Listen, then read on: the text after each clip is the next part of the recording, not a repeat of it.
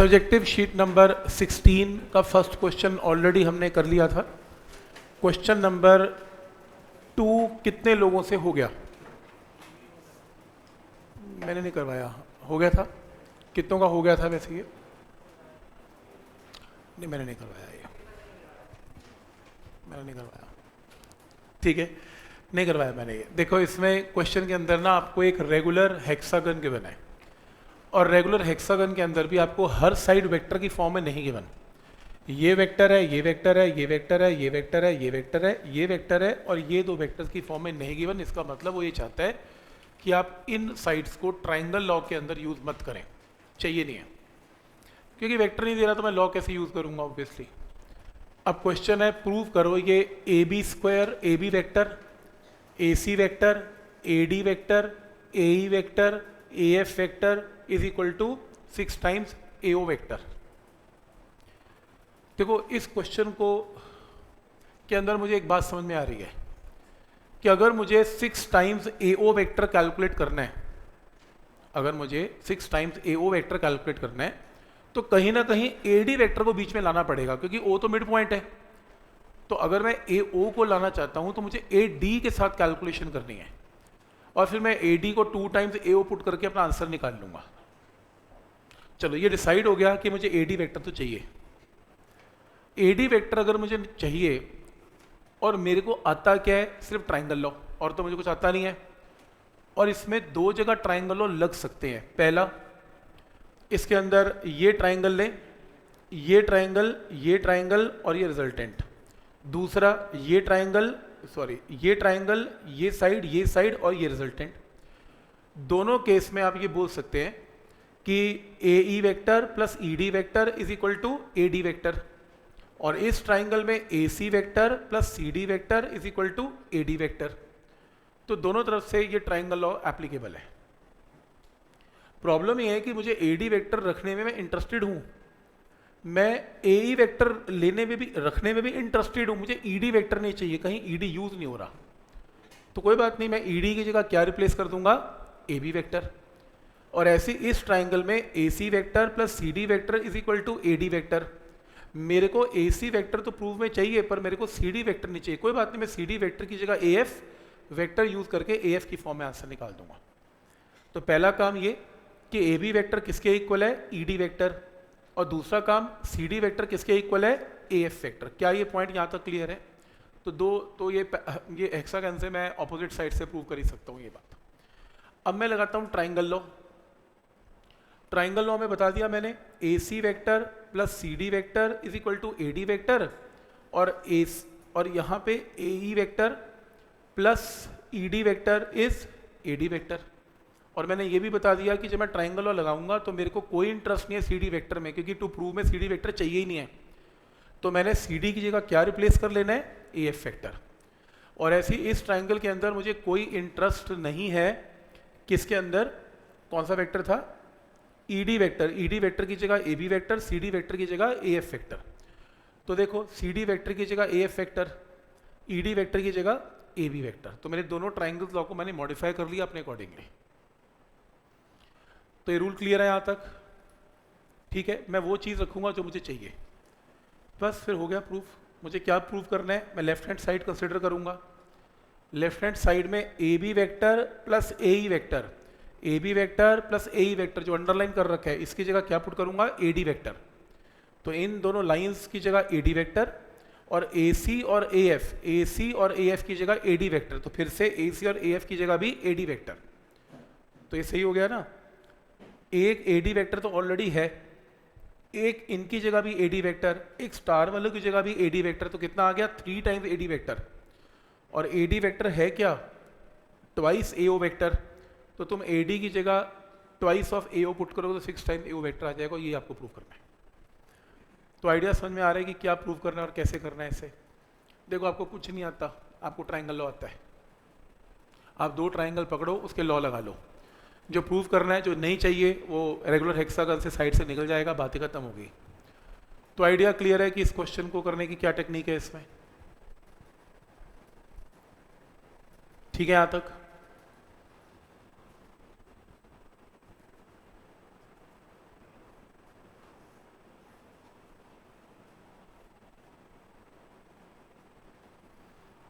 ठीक, तो ये आंसर आ गया 6 टाइम्स AO वेक्टर।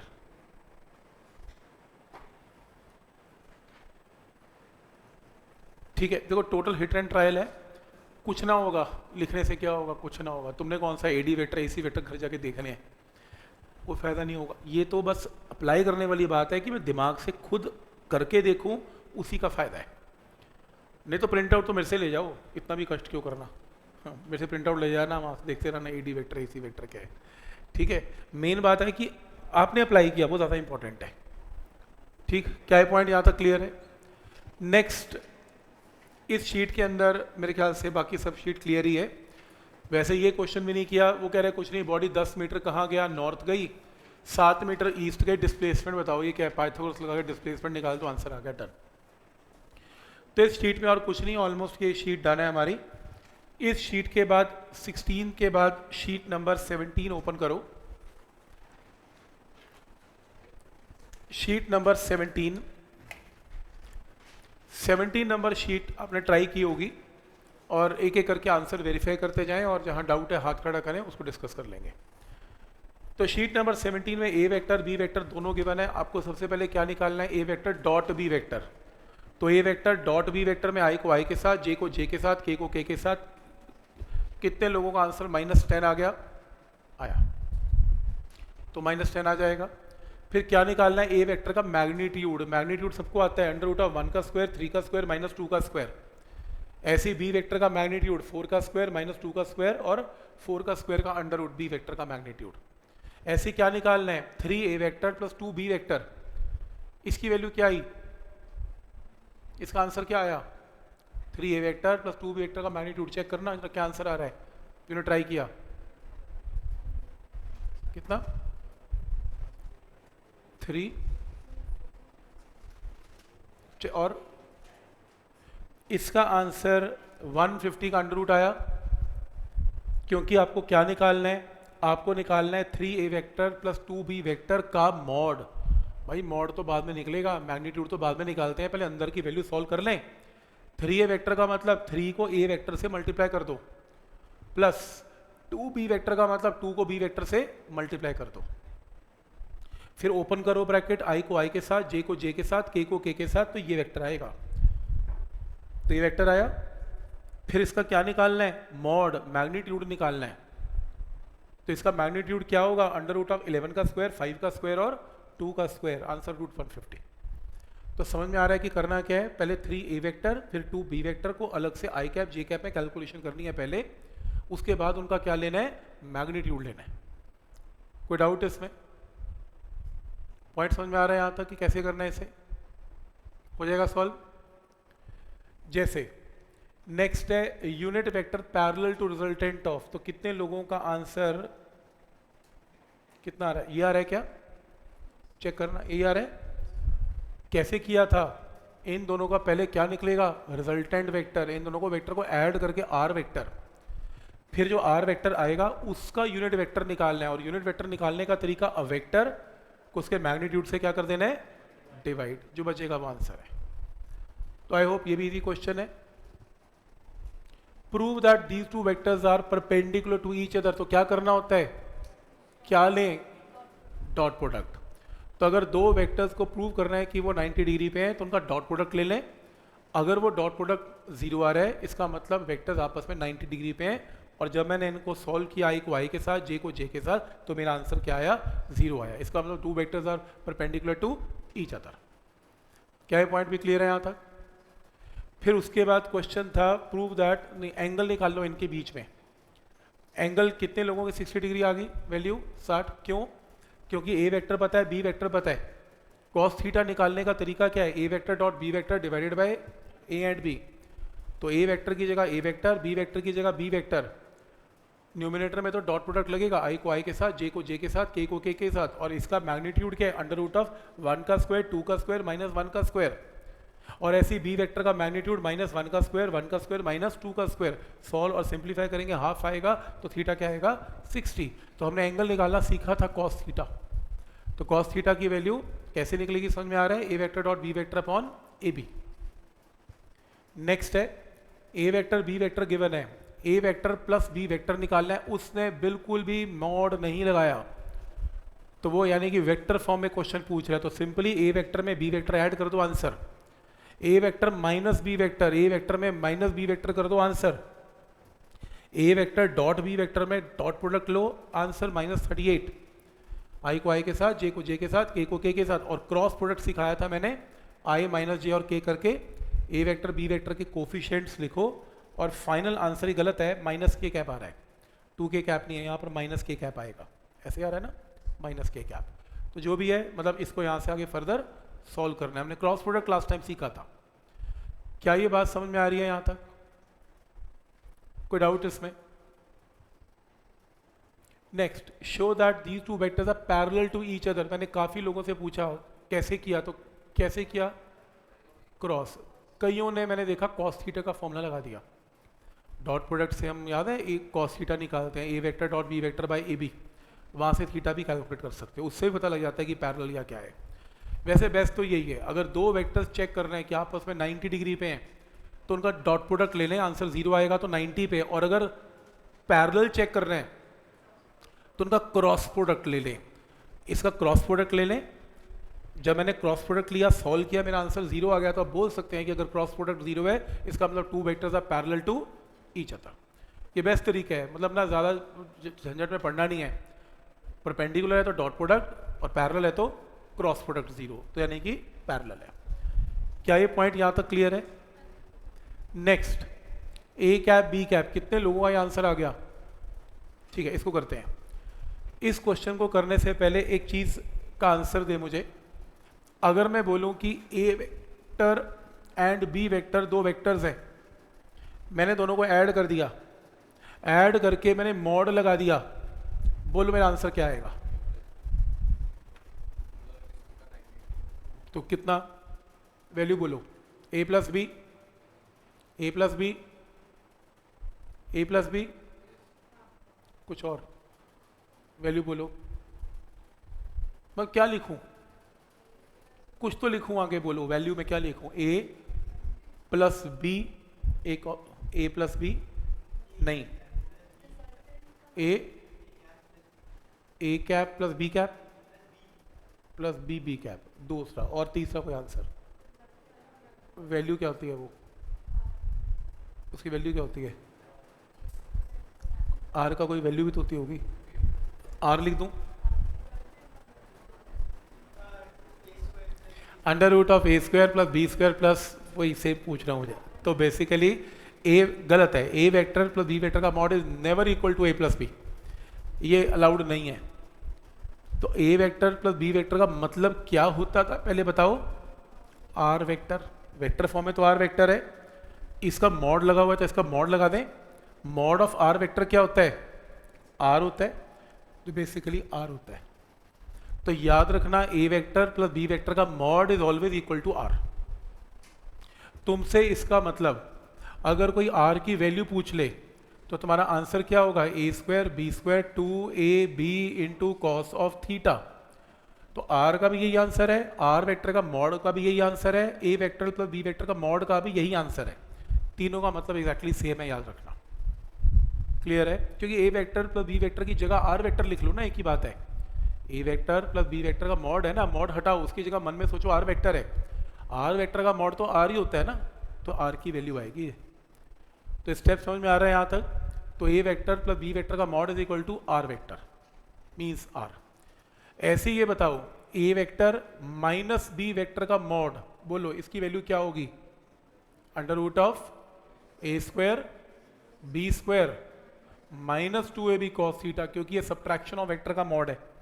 एक एडिशन ऑफ वेक्टर का मॉड है, एक सब्ट्रैक्शन ऑफ वेक्टर का मॉड है। तो एडिशन ऑफ वेक्टर का मॉड तो मैंने बता ही दिया आर, सब्ट्रैक्शन का भी आर फॉर्मूला एग्जैक्टली सेम है, आर है। ठीक, तो वो कह रहा है ए कैप बी कैप दो यूनिट वेक्टर्स हैं, बस फर्क ये है कि ए कैप का मैग्नीट्यूड 1 है, बी कैप का मैग्नीट्यूड 1 है, और मुझे लेफ्ट हैंड साइड में क्या गिवन है? A cap minus B cap का मॉड। अभी अभी डिस्कस किया मैंने, A cap minus B cap का मॉड का मतलब रिजल्टेंट। तो क्या होगा? Under root of A cap का मॉड क्या है? 1 का स्क्वायर प्लस 1 का square minus 2 into A into B 1 into 1 और angle between A cap and B cap question में कितना गिवन है थीटा। तो फर्स्ट स्टेप क्लियर है। तो बेसिकली मैंने रिजल्टेंट का फॉर्मूला लगा दिया, सिंप्लीफाई किया, 1 + 1 2 है और ये वैल्यू आ गई और 2 कॉमन आ गया। 2 कॉमन आया तो मेरे पास क्या आया 1 माइनस कॉस थीटा। कोई डाउट इसमें? उसके बाद फिजिक्स खत्म है और मैथ स्टार्ट है। मैथ्स के अंदर कैलकुलस में एक फॉर्मूला लिखा था हमने कॉस ऑफ 2 थीटा का। कॉस 2 थीटा का फॉर्मूला मैथ्स में होता है cos square theta minus sign square theta. और कॉस 2 थीटा को मॉडिफाई करेंगे तो कॉस स्क्वायर को लिख सकते हैं 1 minus sine square, sine square 2 sine square. Cos 2 theta की वैल्यू आ गई। उसी तरीके से cos of 2 theta same formula लिखा। ऐसा भी कर सकते हैं जैसे यहाँ पर 1 माइनस साइन स्क्वायर और यहाँ पर साइन स्क्वायर की जगह 1 माइनस कॉस स्क्वायर। तो कॉस 2 थीटा का मैथ्स का फॉर्मूला ये भी है, ये भी है और ये भी है। मैथ्स में कुछ भी यूज कर सकते हैं। मेरे को सिर्फ ये दिखाना है इसमें कि अगर मैं इस फॉर्मूले को यूज करता हूँ, इस फॉर्मूले में अगर ये cos 2 थीटा है तो साइन के आगे एंगल हाफ लगाया जाता है। ये 2 थीटा की जगह क्या हो गया थीटा, आधा हो गया एंगल। और सोचो अगर मैं तुमसे फॉर्मूला cos थीटा का पूछता हूं तो कुछ नहीं करना, अगर 2 थीटा है तो थीटा और अगर थीटा है तो यहां पर क्या आएगा थीटा बाय 2। तो 1 minus 2 sine square theta by 2। Step clear है? तो यहां से मॉडिफाई कर दिया। बस अगर आपने नोट भी करना हो तो ये नोट कर लेना, बस सिर्फ ये वाला पोर्शन नोट कर लेना और उसके बाद सीधा ये वाला नोट करना बस। तो जैसे cos 2 थीटा है तो थीटा हो गया, थीटा है तो थीटा बाई 2 हो गया। तो यहाँ से 1 माइनस कॉस थीटा एक तरफ, बाकी टर्म्स एक तरफ। तो 1 माइनस कॉस थीटा मैथ्स में क्या लिखा जा सकता है 2 sine square theta by 2। Under root से बाहर आएगा तो 2 into sine theta by 2 the answer. तो ये प्रूव करना है आपको। ये क्वेश्चन मेरे ख्याल से मैं ये असाइनमेंट में 15 साल से मैंने हटाया नहीं कभी, 15 साल पहले बनी होगी असाइनमेंट ये। आज एक स्टूडेंट ने डाउट पूछा, नई बुक ली है जो मैंने ऑनलाइन की 2025 की, 2025 में सेम क्वेश्चन आया हुआ है। मेरे को खुद नहीं पता था, आज ही करवाया और आज ही देखा हमने। वेक्टर के अंदर खोल के देख लेना, सेम क्वेश्चन है, कुछ भी आ सकता है।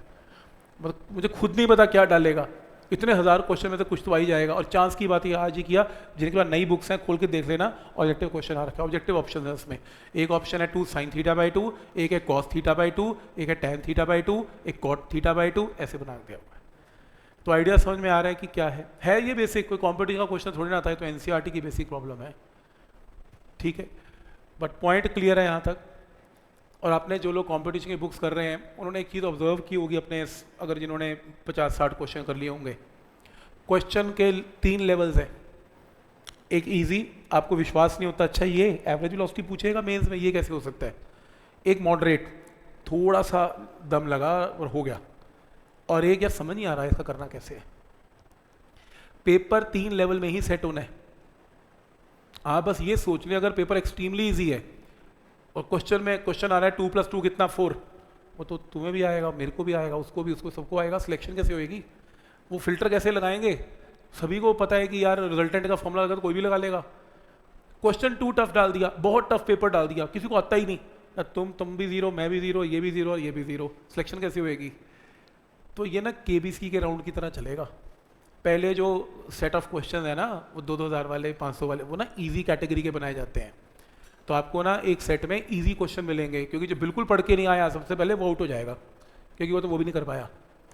फिर उसके बाद मॉडरेट लेवल स्टार्ट होगा, जिसमें उसमें नंबरिंग कर रखी होती है 1, 2, 3 लेवल की सॉफ्टवेयर में। फिर मॉडरेट लेवल स्टार्ट होगा। मॉडरेट लेवल के अंदर मीडियोकर क्वेश्चन आते हैं। फिर जो थोड़ा सा पढ़ के आया है बस सीबीएसई आउट हो जाता है। फिर वो जो 99 और 100% के बीच में 1% बच्चा है ना, जो बड़ा बहुत सही तरीके से पढ़ के आ रहा है, उनका कंपटीशन है 1% का, कि किसी के 92.2 आएंगे, कि 92.8 आएगा, कि 100% आएगा। वो 4-5 क्वेश्चन डिसाइड करेंगे। तो जो तुम डाउट पूछते हो ना कि ये क्वेश्चन क्या करें यार, इसका क्या करना है, बहुत टफ है, ये वही 1% है जहाँ पर फाइट होनी है। पर बहुत लोग उस 1% को छोड़ के, उसको देख के किताब छोड़ देते हैं, कहते छोड़ यार होना नहीं है। भाई बाकी तो कर लो, तुम मत लेना 99.8, तुम 99 ही ले लेना, तुम 98 ही ले लेना। तो कम से कम ए कैटेगरी और बी कैटेगरी के क्वेश्चंस को तो बहुत अच्छे से आपको प्रैक्टिस करनी चाहिए, क्योंकि जो आखिरी कैटेगरी है वो वहाँ पर डाउटफुल भी हो जाती है, क्योंकि इतना टाइम बचेगा तो ही अटेम्प्ट हो पाएंगे। हर स्टूडेंट पहले कंपटीशन में पहले आसान क्वेश्चन ही करना पसंद करता है। क्यों करेगा यार, क्यों टकरे मारेगा ऐसे क्वेश्चन पे? पहले वो इजी देखता है। तो इस तरीके से कुछ प्रैक्टिस करवाई जाती है कि पहले जो आता है पहले वो देख लो, जो नहीं आता बाद में देखेंगे उसे। तो पॉइंट समझ में आ रहा है। और ये आप सोचोगे मुझे कैसे पता लगाता है नहीं आता, वो ना प्रैक्टिस से पता लग जाता है। प्रैक्टिस से इतना, अब देखो मैंने क्वेश्चन देखा आज, मतलब पता लग गया अच्छा ये तो क्वेश्चन वही क्वेश्चन है यार। ऐसे देख देख के मुझे किताब दिखाओगे ना तो मेरे को ना इमेजेस छपी हुई हैं, इतनी प्रैक्टिस है, इमेज है वो दिख जाता है ये इस इमेज का मैच कर रहा है, इतनी प्रैक्टिस है कि वो वहाँ उस पेज का क्वेश्चन है, ये उस पेज का क्वेश्चन है। तो ये आपको प्रैक्टिस से डेवलप होगा, एक दिन में नहीं होगा, बट आइडिया समझ में आ रहा है कि क्या इसमें लॉजिक है। ठीक है, तो आप प्रैक्टिस करते रहे, आपकी बात बनेगी, जरूर बनेगी। यहाँ तक क्लियर? कितने लोगों का इसका answer A B cos theta आया? ए बी कॉस थीटा आया।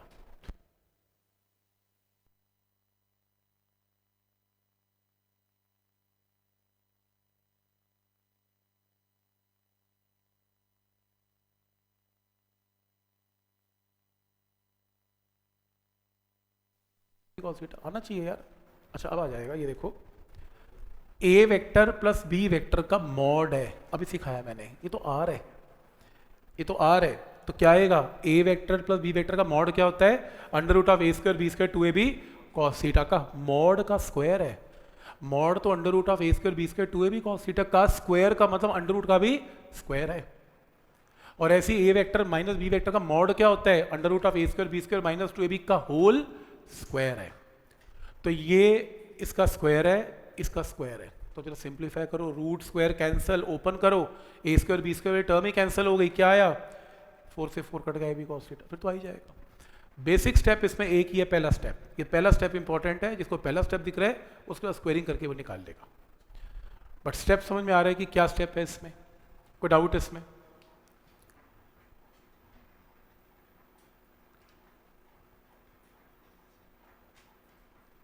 ठीक है,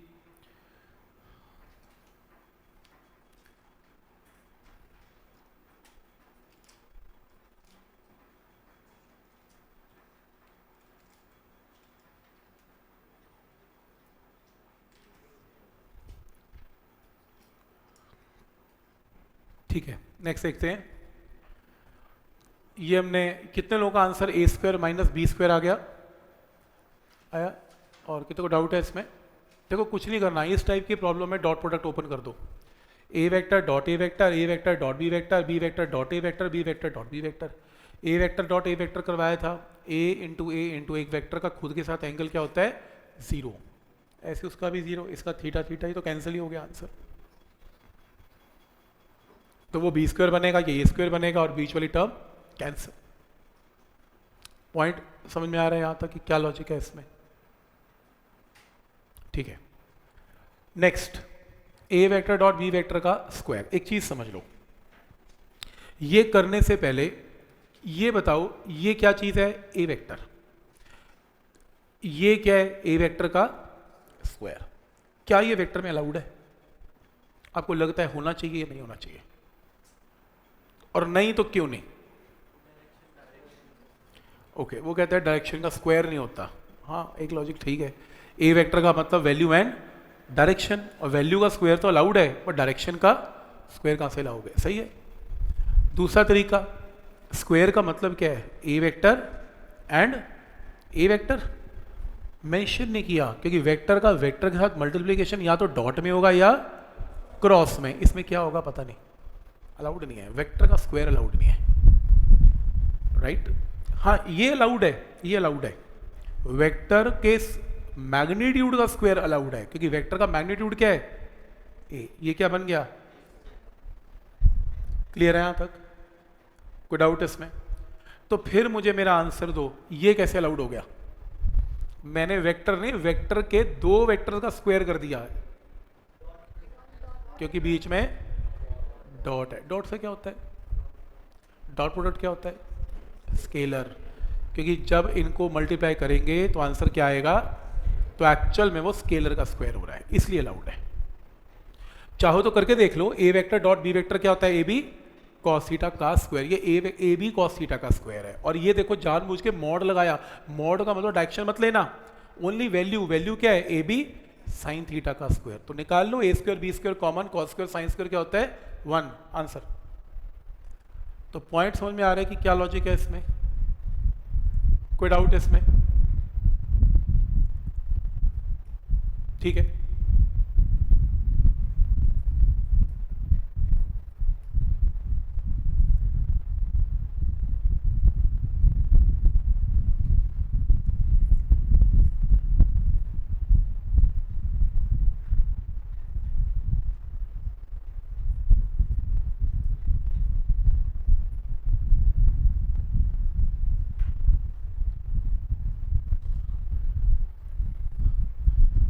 ठीक है, पूछ लो, जो पूछना है पूछ लो, क्योंकि नेक्स्ट टाइम मैंने पूछना है।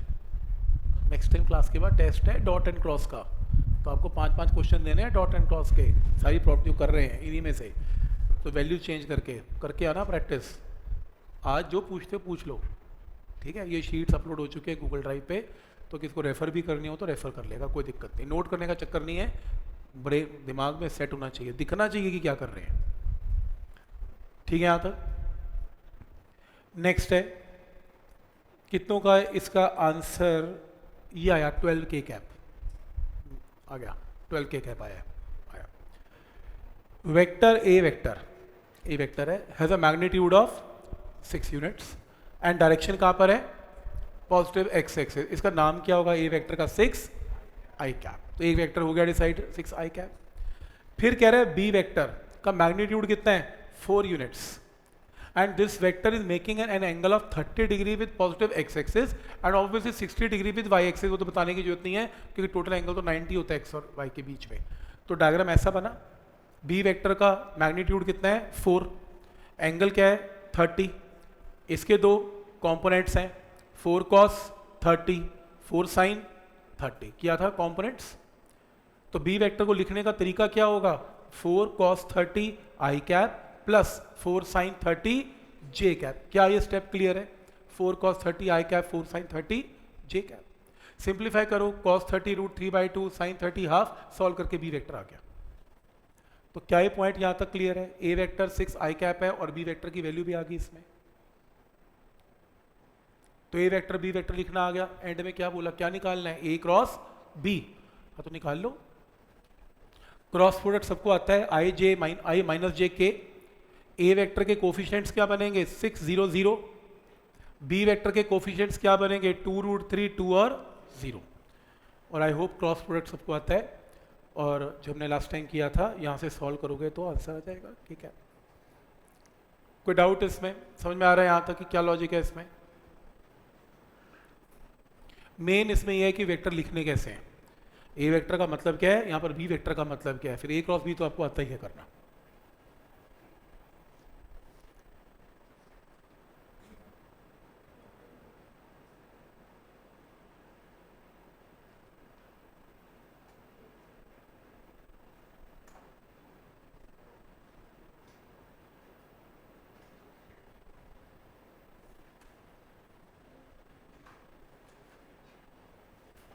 ठीक है, पॉइंट क्लियर है यहां तक कि क्या लॉजिक है इसमें।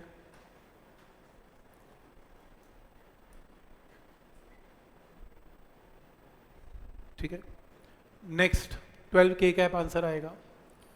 कितने लोगों का आंसर 0 आ गया इसमें, 0 आ गया।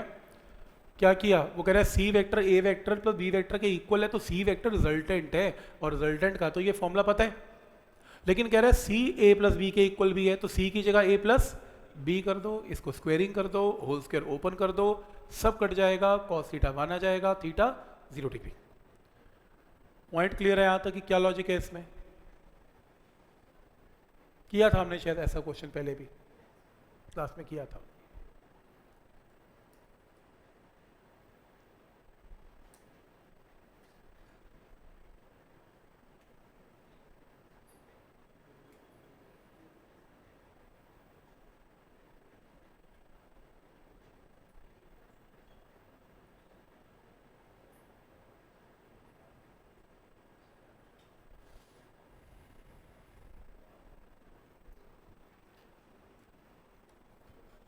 क्या निकालना है, एंगल। एंगल तो निकालने बहुत सीखे हमने, A vector dot B vector upon A B, तो डॉट प्रोडक्ट लेना आंसर आएगा। मेरा आंसर गलत आया हुआ है, अपना सही आंसर निकाल लेना।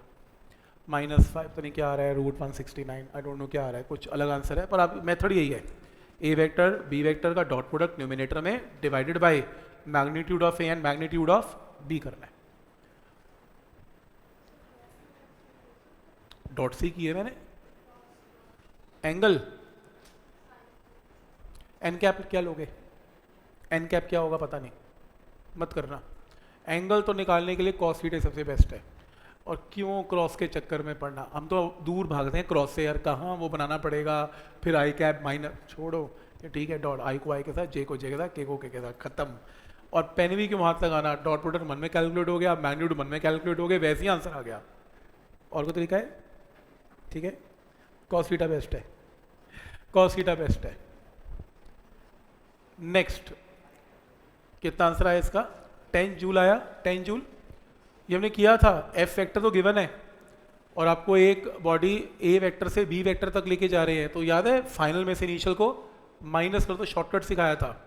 तो final position vector minus initial position vector S vector आ गया, फिर F vector dot S vector कर लेना कि जो वर्क डन होता है वो क्या होता है, F vector dot S vector. तो आई को आई के साथ, जे को जे के साथ, के को के के साथ। Answer 10 joule. क्या ये पॉइंट यहाँ तक क्लियर है? कोई डाउट इसमें? हमने ऐसे 2-3 बार क्वेश्चंस कर लिए हुए हैं अब तो हमें आइडिया है कि इसमें कैसे करना है। याद आ रहा है कि पोजीशन वेक्टर कैसे कैलकुलेट करना है, फाइनल में से इनिशियल को माइनस कर देना है। ठीक है,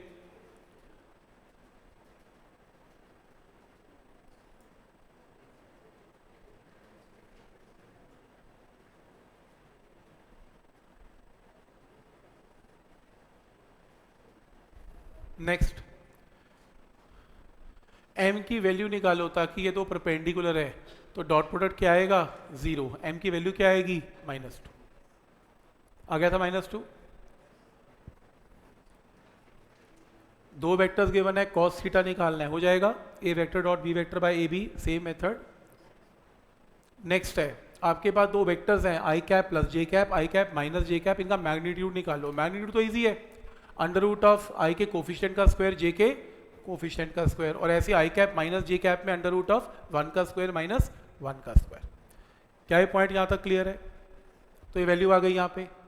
डायरेक्शन मेंशन करें, डायरेक्शन के लिए बनाओ डायग्राम।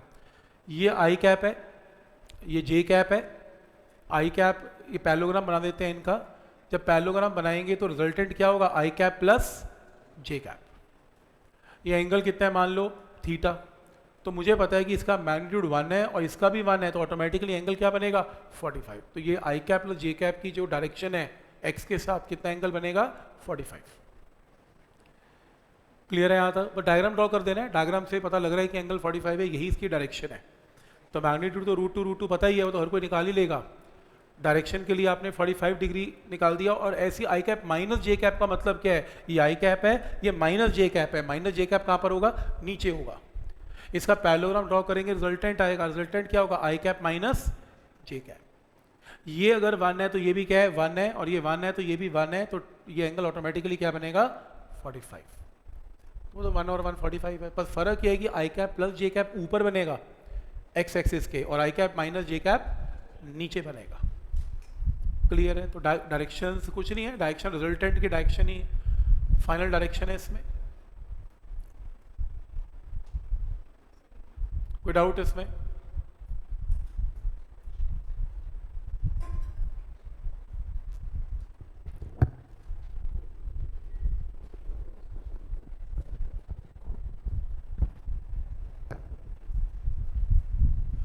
ठीक, यहाँ तक क्लियर है सबको?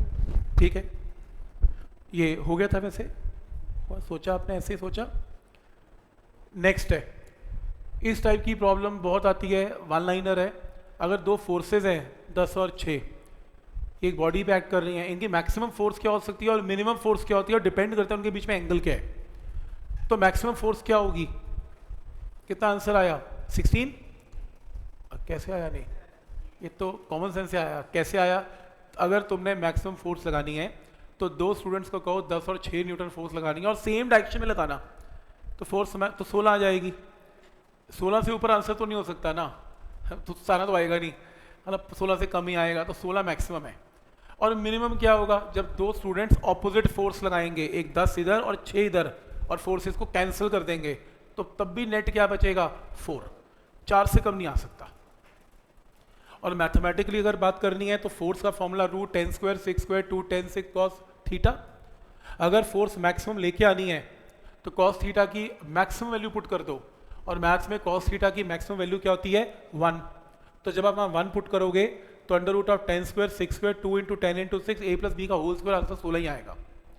और अगर मिनिमम निकालना है तो कॉस थीटा की मैथ्स की मिनिमम वैल्यू पुट कर दो, और कॉस थीटा की मिनिमम वैल्यू क्या होती है -1।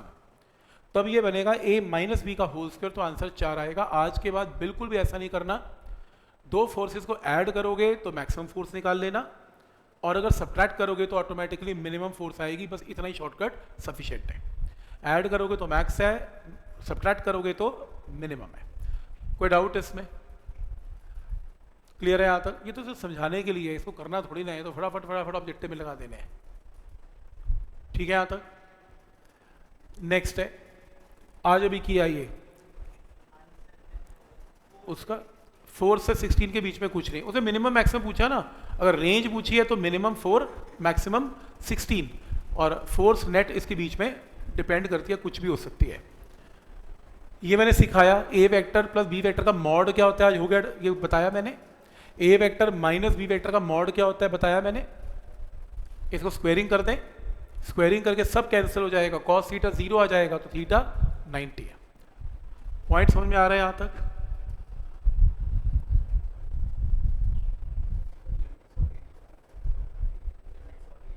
लिमिट, मैंने मैथ्स का पेपर दिया, 100 नंबर का पेपर था, मेरे मिनिमम मार्क्स कितने होंगे मैं पास हो जाऊं? बस 33। मैक्सिमम कितने आएंगे? 100। मेरी लिमिट्स क्या है? लोअर लिमिट कितनी है? 33, उससे कम मैं लूंगा नहीं, 100 से ज़्यादा मेरे आएंगे नहीं। ठीक हो गया, बस ये लिमिट्स है और यही रेंज है। ठीक है, हाँ वो मैथ्स की रेंज और लिमिट अलग होती होगी, करवाइए मैथ्स में लिमिट्स एंड रेंज, अभी नहीं करवाई, आने वाली है वो भी, वो थोड़े ज़्यादा मैथमेटिकल है टॉप। ठीक है, तो इसमें नेक्स्ट है, एक ए वेक्टर है और मुझे ए वेक्टर का कंपोनेंट निकालना है आई कैप प्लस जे कैप पे, पहला क्वेश्चन है। फिर मुझे कंपोनेंट निकालना है आई कैप माइनस जे कैप पे। कितने लोगों का पहला आंसर ये आया? आ गया 5/2 आई कैप प्लस जे कैप। हमने किया था पहला वेक्टर ए वेक्टर ले लो, और किस पे निकालना है? आई कैप प्लस जे कैप। दूसरा वेक्टर बी वेक्टर आई कैप प्लस जे कैप ले लो, और कंपोनेंट निकालने का क्या तरीका बताया था? थीटा एंगल ले लो। फिर इसका कंपोनेंट क्या गिरता है इसके ऊपर? A cos theta. तो आंसर क्या लिखोगे? A cos theta. डायरेक्शन कहाँ? B vector. बी वेक्टर की जगह क्या लिखोगे? B cap. यही रूल है। ठीक है, ए कॉस थीटा निकालने का तरीका बताया था, डॉट प्रोडक्ट का फॉर्मूला लिखो, ए कॉस थीटा आएगा A vector dot B vector by B. अब क्वेश्चन में आपको ए वेक्टर पता है, बी वेक्टर पता है, और बी का मैग्नीट्यूड भी पता है, √1 का स्क्वायर 1 का स्क्वायर। डॉट प्रोडक्ट लो न्यूमिनेटर में, आई को आई के साथ, जे को जे के साथ, फाइनल आंसर क्या आएगा? 5/√2। तो ए कॉस थीटा की जगह क्या पुट करेंगे? 5/√2। और बी कैप आपको निकालना आता है, a vector divided by its magnitude. Vector क्या? आई कैप प्लस जे कैप, मैग्नीट्यूड क्या है? √2। तो ए कॉस थीटा की वैल्यू आ गई 5/√2, बी कैप की वैल्यू आ गई, ए कॉस थीटा की जगह 5/√2, बी कैप की जगह वैल्यू पुट कर दो, मल्टीप्लाई करके आंसर। पॉइंट समझ में आ रहा है यहाँ तक? अगली बार टेस्ट में देना है क्वेश्चन, मैं बता रहा हूँ आपको, रिवाइज करा ना, वैल्यू चेंज करके दूंगा कुछ ना कुछ। ठीक है, और ऐसी सेम क्वेश्चन क्या करना है? ए वेक्टर का कंपोनेंट किस में निकालना है? बी वेक्टर पे। बी वेक्टर का नाम चेंज हो गया, आई कैप प्लस जे कैप की जगह आई कैप माइनस जे कैप। सेम क्वेश्चन फिर रिपीट हो गया, फिर ए कॉस थीटा निकलेगा, ए कॉस थीटा में ए वेक्टर बी वेक्टर वही बी, डॉट प्रोडक्ट लेके आंसर चेंज हो गया। और ऐसी बी कैप क्या है? A vector by its magnitude. फिर से ए कॉस थीटा की वैल्यू पुट कर दो, बी कैप की वैल्यू पुट कर दो, आंसर। बिल्कुल सेम चीज़ है, हमने 3 क्वेश्चन पहले भी किए थे, बस फर्क ए वेक्टर बी वेक्टर चेंज करे चलो, बाकी आंसर, बाकी अंदर का स्ट्रक्चर सेम है। हर क्वेश्चन के अंदर 2 अलग अलग वैल्यूज निकलती हैं, ए कॉस थीटा अलग निकलता है, बी कैप अलग निकलता है। अपनी कॉपी भी चेक कर सकते हो।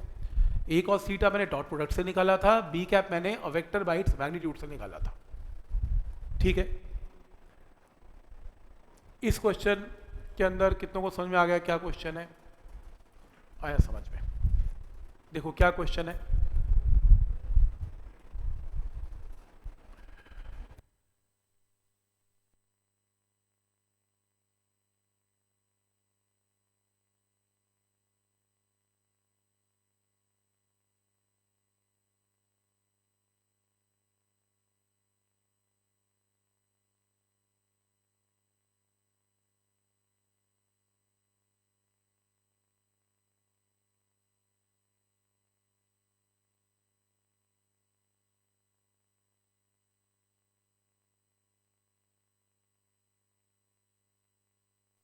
ए वेक्टर क्रॉस बी वेक्टर 0 है। क्वेश्चन है A vector dot B vector भी 0 है। मुझे एक एंगल बताओ, सिर्फ एक एंगल थीटा, कि उस एक एंगल के ऊपर क्रॉस प्रोडक्ट भी 0 हो जाए और डॉट प्रोडक्ट भी 0 हो जाए। एक एंगल बता दो थीटा कि बस मैं यहां पुट करूं angle A B sine theta में, थीटा को पुट करूं तो आंसर 0 आ जाए, और उसी थीटा को डॉट प्रोडक्ट में पुट करूं तो भी आंसर 0 आ जाए। क्या ऐसा एंगल एग्जिस्ट करता है? अच्छा ये बताओ, क्रॉस प्रोडक्ट आंसर 0 कब देता है? जब एंगल क्या है, साइन थीटा 0 होगा। 0 कब होगा? 0 पे। तो अगर एंगल 0 है दो वेक्टर के बीच में तो क्रॉस प्रोडक्ट तो पक्का 0 आएगा। लेकिन फिर डॉट प्रोडक्ट उस टाइम 0 नहीं आएगा। डॉट प्रोडक्ट 0 कब आएगा? जब एंगल क्या है, 90। इसका मतलब कोई एक एंगल ऐसा एग्जिस्ट ही नहीं करता, क्योंकि 0 पे ये 0 है, वो 0 नहीं है, 90 पे वो 0 है, फिर ये 0 नहीं है। तो एक एंगल तो एग्जिस्ट नहीं करता ऐसा। चाहता मैं ये हूं कि दोनों के दोनों क्रॉस एंड डॉट प्रोडक्ट का आंसर क्या आ जाए, साइमल्टेनियसली 0 आ जाए।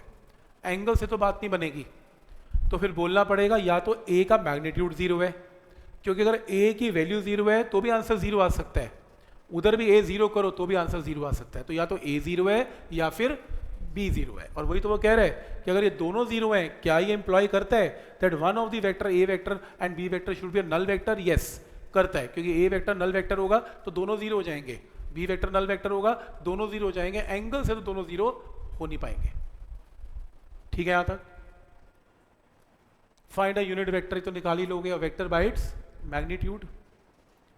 ए वेक्टर बी वेक्टर गिवन है, मैग्नीट्यूड ऑफ रिजल्टेंट निकालना है, किया हमने। रिजल्टेंट के लिए दोनों वेक्टर को ऐड कर देंगे, फिर इनका मैग्नीट्यूड निकाल देंगे, √74। फाइंड डायरेक्शन कोसाइंस, अब ये टॉपिक ने हमने किया। आप हेडिंग डाल लो अपने कॉपी में, डायरेक्शन कोसाइंस।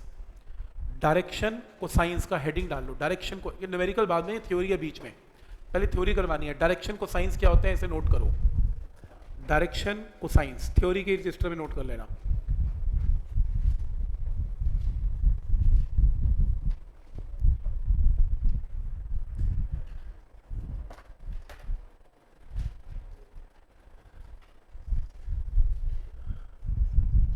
डायग्राम बना लो, डायग्राम बना लो वाला, डायरेक्शन कोसाइंस का डायग्राम बना लो वो सामने।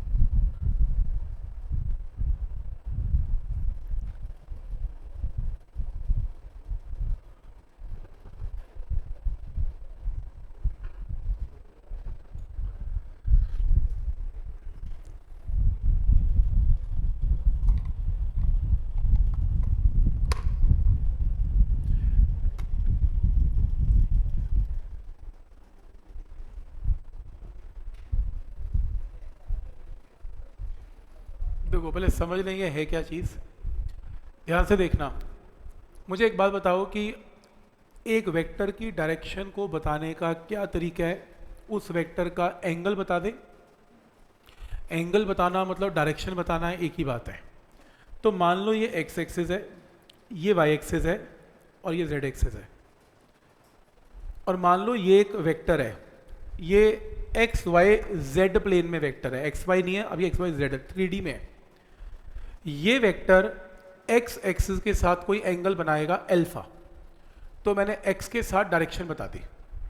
ये एंगल वाई एक्सिस के साथ एंगल बनाएगा बीटा, तो मैंने वाई के साथ डायरेक्शन बता दी। ये वेक्टर जेड के साथ एंगल बनाएगा गामा, तो मैंने जेड के साथ डायरेक्शन बता दी। तो अल्फा बीटा गामा मतलब क्या बताना, वेक्टर की डायरेक्शन बताना। पर यहां पर मुझे डायरेक्शन नहीं बतानी, मेरे को क्या बताना है, डायरेक्शन कोसाइन। ये कोसाइन क्या होते हैं, मैथ्स के कॉस को कोसाइन बोलते हैं। तो मैंने डायरेक्शन कैसे बताई थी, अल्फा बीटा गामा, इसके आगे कॉस लगा दो, इसे बोलते हैं डायरेक्शन कोसाइन। डायरेक्शन का कॉस, एंगल का कॉस, ऐसी direction cosine, direction cosine, 3 directions angle से रिप्रेजेंट की, उसका कॉस निकालना यानी कि डायरेक्शन कोसाइन निकालना। तो ये पहली लाइन लिखो। तो डायरेक्शन कोसाइन को रिप्रेजेंट करने के लिए क्या तरीके हैं, कॉस अल्फा, कॉस बीटा और कॉस गामा। और इसको कई किताबें कॉस अल्फा की जो वैल्यू आएगी उसको एल एम लिखती हैं, इसको एन लिखती हैं, इसको एल लिखती हैं। तो ये भी डायरेक्शन कोसाइंस है, M N L direction cosines है। Cos alpha, cos beta, cos gamma direction cosines है। तो अगर मैं इस वेक्टर ए वेक्टर की बात करूं जिसकी मैं बात कर रहा हूं, उसका कोई कंपोनेंट बनेगा, ये देखो राइट एंगल ट्राइंगल से कंपोनेंट बनेगा एक्स पे ए एक्स, कंपोनेंट बनेगा वाई पे ए वाई। तो अगर ये 2D में होता तो मैं क्या लिखता ए वेक्टर को, A X I cap A Y J cap. पर ये 3D है तो कोई बात नहीं, इसका कंपोनेंट जेड पे भी बनेगा ए जेड के कैप। तो मैंने वेक्टर की रिप्रेजेंटेशन जो सिखाई वैसे लिख दी, A X I cap A Y J cap A Z K cap. और फिर इसका अगर मैग्नीट्यूड पूछूं तो क्या आएगा, under root of A X square A Y square और ए जेड स्क्वायर। इसको स्क्वायरिंग किया, इक्वेशन नंबर 1 तक नोट कर लो। एक वेक्टर है उसको स्क्वायर किया, उसके मैग्नीट्यूड निकाला और ये इसकी वैल्यू आ गई।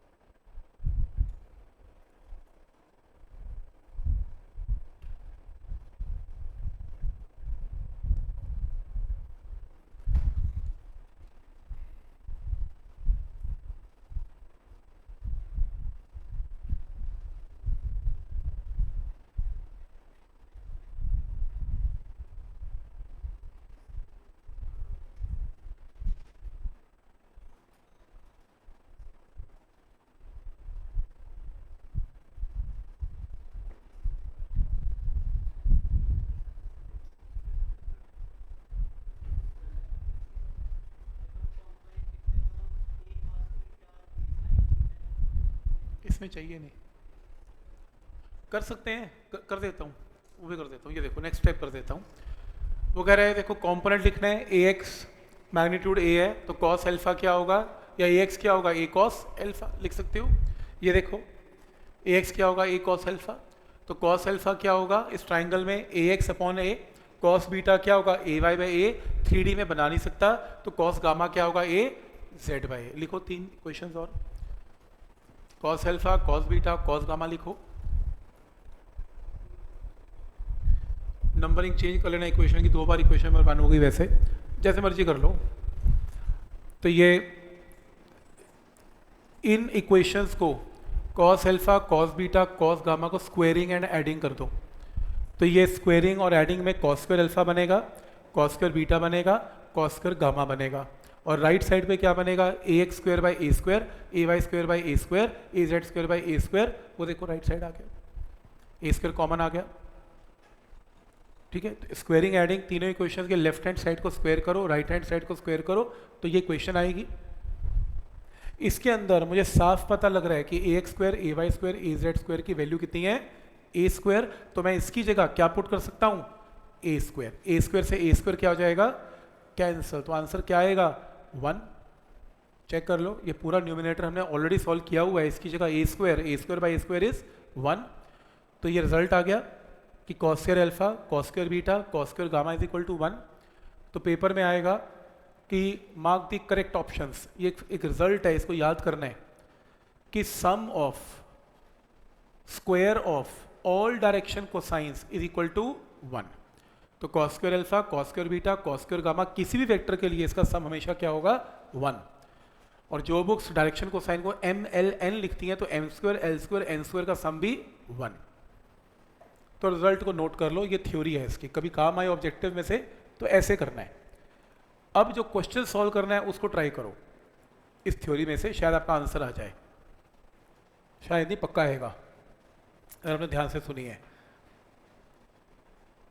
अब क्वेश्चन पढ़ के सॉल्व करना है।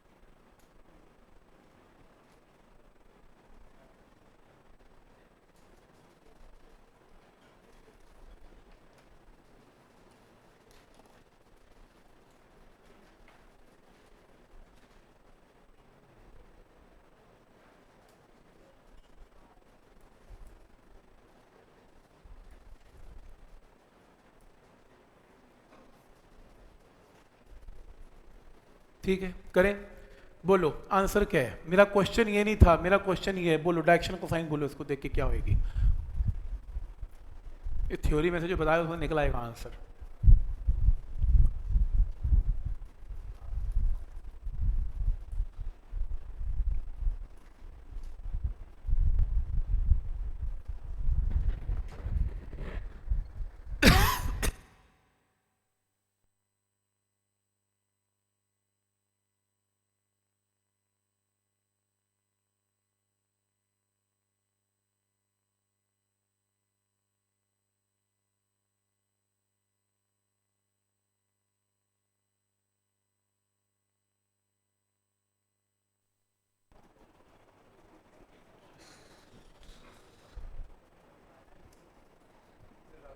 चलो पहला आंसर आ रहा है इसका 5/√45, यही आ रहा है। अच्छा √45/√5, ठीक है ठीक है।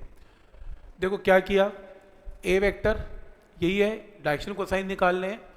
हमने अपने ए वेक्टर को कैसे रिप्रेजेंट किया था, A X I cap A Y J cap और A Z K cap. Direction cosine का फॉर्मूला क्या था पहला, ए एक्स बाई ए। तो ए एक्स यहाँ पर क्या है 5, और ए का मतलब magnitude of A vector, magnitude of A vector क्या है √5 का स्क्वायर 2 का स्क्वायर और 4 का स्क्वायर। पहली डायरेक्शन कोसाइन आ गई, कंपेयर करके निकालना है। ऐसे ही cos beta A Y by A, compare करके ए वाई 2 आ गया और ए तो √45 है। ऐसे ही लास्ट ए जेड बाई 4/√45, यही है। तो समझ में आ रहा है कि कैसे करना है इस क्वेश्चन को, डायरेक्शन कोसाइन न्यूमेरिकली कैसे निकलेंगे। तो एक वेक्टर में से डायरेक्शन कोसाइन निकालने आ गए।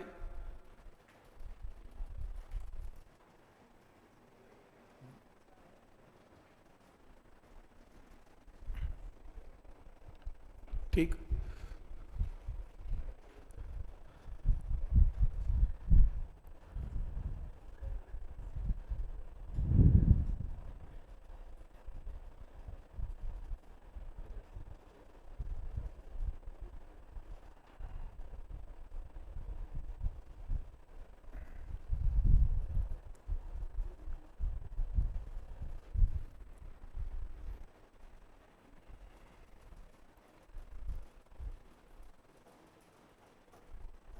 ठीक है, तो 3 डायरेक्शन को साइन निकल आएंगे वेक्टर में से, कभी निकालने होंगे तो ऑब्जेक्टिव में आएगा नॉर्मली है।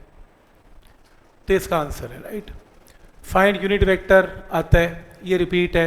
आखिरी क्वेश्चन अभी नहीं करना, वो लैमीज थ्योरम का टॉपिक है, इसको अभी नहीं करेंगे, इसको बाद में करेंगे जब फोर्स का चैप्टर आएगा तो उसमें करवाऊंगा। अभी ऑब्जेक्टिव शीट पे आना एक बार प्लीज। करूंगा करूंगा, डाउट है?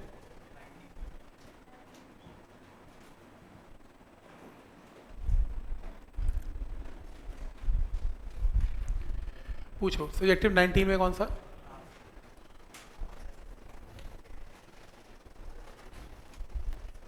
ये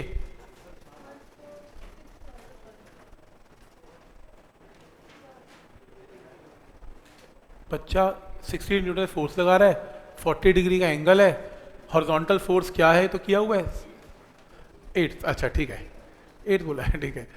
aeroplane takes off at an angle of 30 degree to the horizontal. ये एरोप्लेन, तो ये टेक्स ऑफ कर रहा है 30 डिग्री, वेलोसिटी वी वेक्टर बना रहा है। If the component of velocity along horizontal is 200, तो कह रहा है वर्टिकल कंपोनेंट क्या होगा। तो मैंने क्या किया, मान लिया एरोप्लेन की वेलोसिटी v है और एंगल 30 है, तो कंपोनेंट है v cos 30 और v sin 30।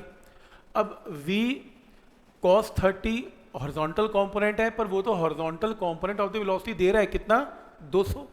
तो ये horizontal component v cos 30 is equal to 200। तो यहाँ से cos 30 रूट 3/2 सॉल्व करके क्या आ गया, v आ गया। टोटल वेलोसिटी आ गई, पर मुझे क्या निकालनी है, vy क्या है, v sin 30।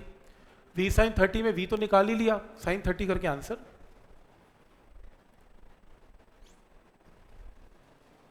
ठीक है, नहीं ठीक है, v ले लो ना, पहले तो v निकलेगा फिर वहां से वो निकलेगा। अच्छा, तो v cos 30 को 200 के साथ इक्वेट करके v आएगा, फिर v sin 30 से वर्टिकल कंपोनेंट आएगा, ऐसे होगा।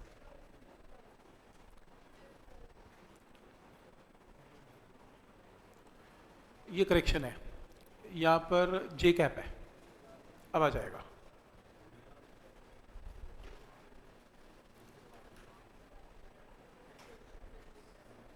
फिफ्थ में करेक्शन है, ठीक कर लेना।